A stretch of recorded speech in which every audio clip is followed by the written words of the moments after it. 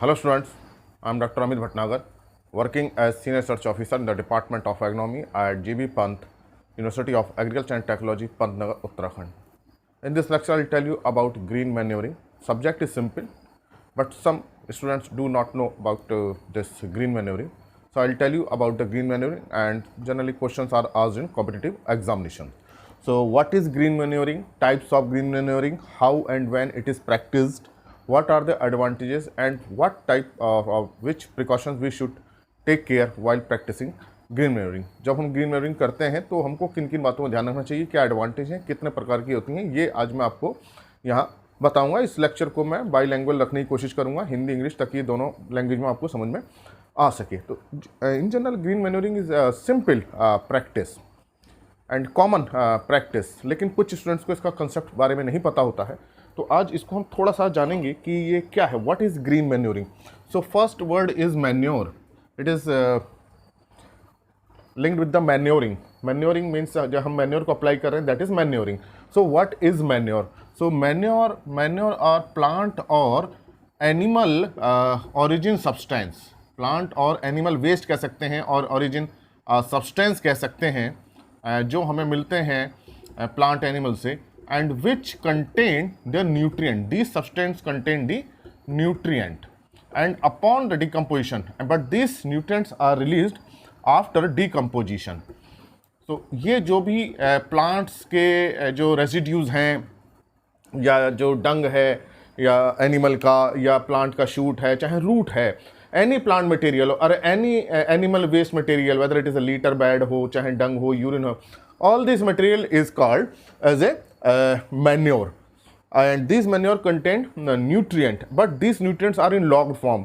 ये different composition form में होते हैं. सर नाइट्रोजन प्रोटीन में होगी, फास्फोरस लिपिड्स फास्फोलिपिड्स में होंगे, तो लॉग्ड फॉर्म में होते हैं, अवेलेबल फॉर्म में नहीं होते.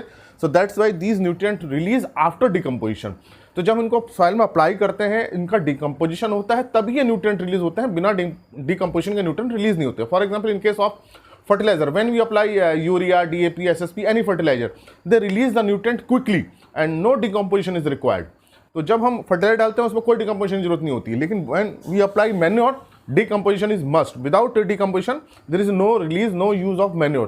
तो इसका मतलब हमको तभी यूज़ करना है जब इनका डिकम्पोजिशन हो सके. अगर इनका डिकम्पोजिशन नहीं हो पा रहा है तो इनसे हमें कोई एडवांटेज नहीं मिलेगा. तो ये ध्यान में रखने की बात है मैन्योर को यूज़ करते समय कि ये इनके डिकम्पोजिशन के बाद ही न्यूट्रिएंट रिलीज होता है. So there should be optimum condition for decomposition in soil. Then we should apply this manure. Now another is green manure. So what is green? So green means with the plant. So it means these are the plant. So these are the plant manure. We can say not the animal, but not the dead plant. These are the living plants. That's why living plants are green. जो उगा हुआ पौधा होता है वो हरा होता है. तो उससे अगर हम मैन्योर की तरह यूज कर रहे हैं, then it is termed as green manuring. It means if living plant is used as a source of nutrient, then it is called as a green manuring. तो आपको समझ में आ गया green manuring क्या होती है. अगर हम किसी उगते हुए प्लांट से हम इस तरह से उसको यूज करें कि हमें न्यूट्रिएंट मिल जाए, तो वो ग्रीन मैन्योरिंग कहलाएगा. How it is possible? Suppose this is a plant and it is growing, it is green, it is turned down into the soil by ploughing, by harrowing, etc. So harrow or cultivator or by rotavator, not by ploughing, by harrow, it is turned into the soil. So this actually this plant absorbs the nutrient from the soil, so it contains the nutrients. So nutrients are present, all the nutrients, N, P, K, calcium, magnesium, sulfur, whatever nutrient, zinc, etc. whatever nutrient it absorbed from the plant is in the body of the plant. तो पौधे ने, plant ने जो soil से nutrient absorb कर रखे हैं वो सारे इसकी बॉडी के अंदर हैं. और जब इसको हम टर्न कर देते हैं सॉइल में, हैरो चला के, कल्टिवेटर चला के, तो ये सॉइल में आके क्या हो जाएगा, डिकम्पोज हो जाएगा, फिर न्यूट्रिएंट को रिलीज करेगा, nitrogen, phosphorus, potassium. So nutrient availability is increase. तो आप सोचेंगे भाई सॉइल से लिया, सॉइल में डाल दिया, क्या एडवांटेज मिला? अभी मैं आपको बताऊंगा क्या एडवांटेज मिला. तो it means plant, some plants are used. So not all the plants are used, special type of plants are used, only legumes are used. Plant legumes which belong to family Leguminaceae. Actually, why these legumes plants are used? Because they have capacity for nitrogen fixation, biological nitrogen fixation. So if legume plants are used, then we can get the maximum advantage of green manuring. और ये nitrogen fixation होता है, so nitrogen क्या होगी, nitrogen is fixed, atmospheric nitrogen fixed, then in plant and then into the soil. It means the atmospheric nitrogen come into the soil, then into the plant, then into the soil. So this is the way how we can get the atmospheric nitrogen into soil nitrogen by this legume plant. तो देखिए atmosphere में थी, plant ने ली nodules के through, और फिर plant के shoot में आई, फिर हमने क्या किया, उसको टर्न कर दिया सॉइल में, फिर से मिला दिया तो सॉइल में आ गई, तो एटमॉस्फेरिक नाइट्रोजन कहाँ आ गई, सॉइल में हो गई. तो this is the advantage of green manuring, that it has the nitrogen. So maximum advantage is of nitrogen. So this is the green manuring is mainly practiced to add the nitrogen. तो जो green manuring करने का सबसे बड़ा जो objective है, उद्देश्य हुआ है सॉइल में नाइट्रोजन के लेवल को बढ़ाना. और आपको समझ में आ गया क्यों. So that's why green manuring is practice only with the legumes, legume plants के साथ ही की जाती है. Then plants are turned down, so this is a root, shoot, etc. all the material, so organic matter is added into the soil. Another advantage is organic matter. अब देखिए जो carbon था, जो एटमॉस्फेयर में था, वो प्लांट बॉडी में आया, इससे फिर हमने टर्न किया, तो ऑर्गेनिक मैटर क्या होगा, बढ़ेगा. तो organic matter content is increase, and organic matter is the key factor for soil fertility and productivity. किसी भी सॉइल की फर्टिलिटी तभी अच्छी होगी जब उसमें ऑर्गेनिक मैटर अच्छा होगा. So this is the way, green manuring is the way by which we can increase the organic matter content in soil. Organic matter के बहुत अच्छे एडवांटेज हैं, फिजिकल प्रॉपर्टीज पे, केमिकल पे, बायोलॉजिकल पे. तो सारी physical properties, chemical, biological properties सब क्या होती है, सॉइल की इंप्रूव होती हैं. So not only nitrogen, other advantage is addition of organic matter. So this is the green manuring. Green manuring is the growing of legume plant and they turn down into the soil so that they decompose and release the nutrient. अब किस stage पर हम इसको करते हैं, तो मैंने बताया कि हाउ, कैसे करते हैं, कैसे मैंने आपको बताया, how by turning into the soil, by harrow, by cultivator और बाय रोटावेटर. एंड व्हेन, कब की जाती है ये. देखिए हमारा उद्देश्य क्या है, what is our objective, to increase the nitrogen content and other nutrient content and organic matter content. और इसको डिकम्पोजिशन भी होना है. अगर हमने प्लांट को बहुत ज़्यादा बढ़ने दिया तो उसके अंदर क्या बढ़ेगा, cellulose, hemicellulose, lignin content increases, and then decomposition is very slow. तो अगर उसके अंदर सेलुलोज, हेमोसेलुलोज ज़्यादा हो गया तो डिकम्पोजिशन बहुत ज़्यादा टाइम लेगा. तो हमको ऐसी स्टेज पर करना होता है कि उसमें न्यूट्रिएंट कंटेंट भी अच्छा हो, as well as cellulose, hemicellulose, lignin content is less. So this stage is before flowering. तो बिफोर फ्लावरिंग से पहले हमको इसको कर देना चाहिए. It generally takes about 40 to 45 days. तो 40 to 40, 45 days in general, up to the 50 days after sowing it is turned into the soil. So this is the most active stage we can say, where nutrients are present and there is no cellulose and hemicellulose content. अगर हमने इसको बढ़ने दिया, हमसे सोच रहे हैं कि बढ़ने दीजिए और ज़्यादा नाइट्रोजन कंटेंट वो बढ़ेगा, तो नाइट्रोजन कंटेंट तो बढ़ेगा, लेकिन होगा क्या कि वो डिकम्पोज होने में बहुत ज़्यादा टाइम ले लेगा. सेलुलोज, हेमोसेलुलोज बढ़ जाएगा और डिकम्पोजिशन में बहुत ज़्यादा टाइम लेगा, और हमारी जो नेक्स्ट क्रॉप की सोइंग है वो क्या हो जाएगी, लेट हो जाएगी.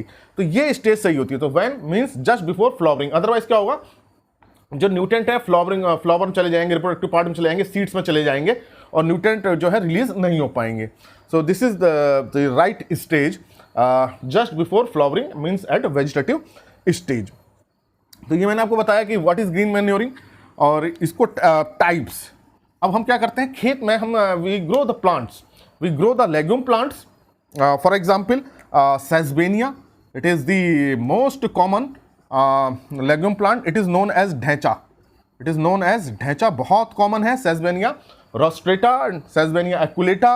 Another is sunhemp, sunhemp. These are the two most common green manure crop, and other legume crop are also used. उसको भी हम ग्रो करते हैं, जैसे काउपी है उसको हम यूज़ कर सकते हैं, हम उर्द, मूंग, बीन को भी यूज़ कर सकते हैं. लेकिन ये दो क्रॉप को इसलिए यूज़ करते हैं कि उनकी रैपिड ग्रोथ होती है, बहुत तेज ग्रोथ होती है, और बायोमास प्रोडक्शन ज़्यादा होता है, और नाइट्रोजन का एडिशन भी ज़्यादा होता है. तो हमने कहा इसको ग्रो किया, खेत में ही ग्रो किया. We grow into the field and turn into the soil. So this type is called in situ. It is called in situ. In situ means natural position. तो जहां हमने grow किया इसको वहीं हमने decompose कर दिया. तो this type green manuring known as in situ green manuring. Another type is ex situ. In case of ex situ में क्या होता है, खेत में हम ग्रो नहीं करते, कहीं बाहर कोई लेग्यूम प्लांट है उसकी लीव्स को लाते हैं, we collect the leaves, twig etcetera of legume plant and then incorporate into the field. So in this case leaves and twigs use from the outside. कहीं सड़क के किनारे, कहीं बाहर लेग्यूम प्लांट्स हो रहे हैं जिनका नाइट्रोजन कंटेंट अच्छा है, उसको हम उनकी पत्तियां लाकर खेत में हम डाल देते हैं। तो हम कहाँ से लाए? बाहर से लाए, खेत में हमने उसको ग्रो नहीं किया था। तो that's why it is known as XC2। For example neem leaves are used, gulmohar neems are used, gliricidia leaves are used. So these are known as XC2. So in case of XC2, leaves and twigs are used, while in case of InC2, in the field, these legume plants are grown and turned into the soil. So there are two types, XC2 and InC2. Then precaution is that legume plants are grown, number one.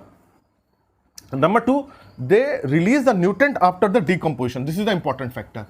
So when we are using this green manuring, there should be favorable condition for decomposition. अब favorable condition क्या है decomposition के लिए? Optimum moisture, optimum temperature, optimum soil pH. So इसका मतलब इसका decomposition के लिए moisture होना बहुत जरूरी है। तो dry land में, rain fed में अगर हमारे पास moisture नहीं है और इसको turn कर रहे हैं तो ये सड़ेगा नहीं, decomposition नहीं होगा। decomposition के लिए पानी चाहिए, जो हम सिंपल भाषा में जिसको हम कहते हैं। So for decomposition, moisture is required. So that's why it is generally practiced in irrigated area. If in rain-fed area, if it is moisture is available, rainfall are there, then we can go for this in-situ green manuring. Otherwise, we can go for ex-situ green manuring if moisture is limited. क्योंकि यहाँ biomass क्या होता है? ज़्यादा होता है in-situ में, ex-situ में कम ही पत्तियाँ लाते हैं तो जल्दी सड़ जाती हैं। तो this is the precaution that there should be moisture. Another is temperature should be favorable. जाड़ों में नहीं करना है इसको। कहाँ करेंगे ग्रीन मैन्योरिंग को? Temperature is required. Generally microbes work at 30 to 35 degree centigrade, तो वो टेम्परेचर कहाँ मिलेगा? हमें समर सीजन में मिलेगा। That's why it is practice in summer season. अब समर सीजन में हमारी क्रॉप रहती है, तो हम कहाँ जनरली इसको प्रैक्टिस करते हैं? हम कहाँ लेते हैं? Kharif crops are taken, then rabi crops are taken, then kharif crops are grown. This is the sequence. So after the rabi season, rabi crops are harvested in April and the kharif crop are sown in June.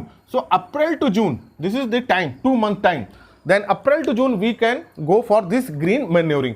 तो हमको अप्रैल मई जून के बीच में green manuring करनी चाहिए, क्योंकि वहाँ कोई crop उस समय नहीं होती है।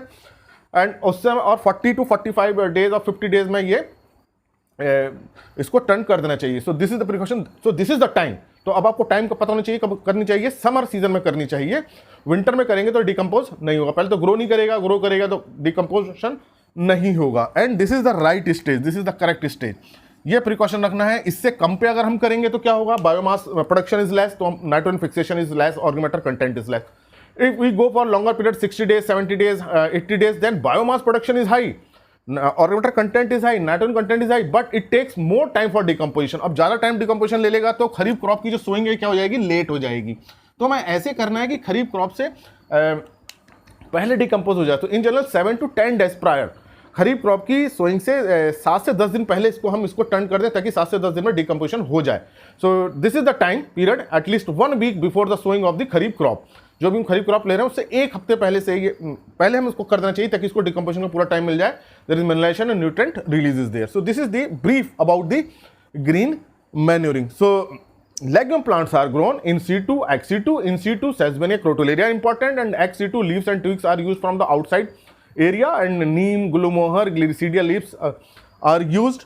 And main advantage is nitrogen and organic matter. Another advantage is the less weed population, because during the decomposition heat is released and there is a turning of the soil, decomposition is there, churning of the soil. During the turning of this plant, जब हम plant को turn करते हैं, harrow घूमता है, तो जो weeds होते हैं वो भी क्या होते हैं? खत्म हो जाते हैं। Another advantage is that the legumes are deep root crop, so they absorb the nutrient from the deeper layer and then nutrient come on the upper layer. तो डीपर लेयर से न्यूट्रिएंट कहाँ आते हैं? अपर लेयर पे आते हैं। Then during decomposition some organic acids are release and this organic acids are helpful reducing the alkalinity. अगर soil में सैलिनिटी एल्किनिटी हो रही तो ये एसिड्स क्या करते हैं? उस सैलिनिटी एल्किनिटी को भी कम कर देते हैं। तो सॉइल में भी इंप्रूवमेंट होता है, रिक्लेमेशन होता है। So these are the some advantages of green manuring. Thank you very much.